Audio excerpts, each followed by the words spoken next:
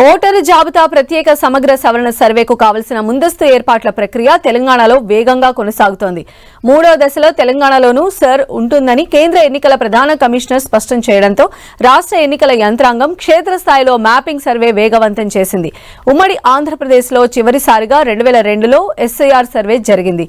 నాటి ఓటర్ల జాబితాతో పాటు 2025 జాబితాను కూడా అధికారులు BLOలకు అందించారు. దీని ఆధారంగా BLOలు ప్రతి ఓటరు ఇంటికి వెళ్లి పాత జాబితాలోని పేరు ప్రస్తుత జాబితాలోనూ ఉంటే మ్యాపింగ్ చేస్తున్నారు. వారి సంతాన వివరాలను సేకరిస్తున్నారు.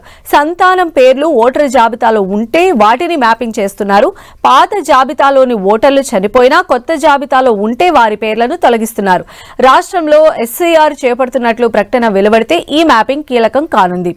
తాజాగా తెలంగాణలో చేపడుతున్న మ్యాపింగ్ లో పలుచోట్ల 2002 జాబితాలో ఉన్న ఓటర్లలో సగటున 50% కూడా స్థానికంగా ఉండటం లేదని BLOల సర్వేలో వెల్లడవుతున్నట్లు సమాచారం. కొన్ని చోట్ల 30% మించి కూడా లేనట్లు BLOలు అంటున్నారు. రాష్ట్రంలో మొత్తం 33 జిల్లాలు, 76 రెవెన్యూ డివిజన్లు, 620 మండలాలు, 13 పురపాలిక కార్పొరేషన్లు, 129 పురపాలికలు, 10,434 రెవెన్యూ గ్రామాలు, 12,769 గ్రామ పంచాయతీల వివరాలను విభాగాల వారీగా అధికారులు గుర్తించి పెట్టుకున్నారు. రాష్ట్రంలో మొత్తం 83.04 లక్షల కుటుంబాలున్నాయి.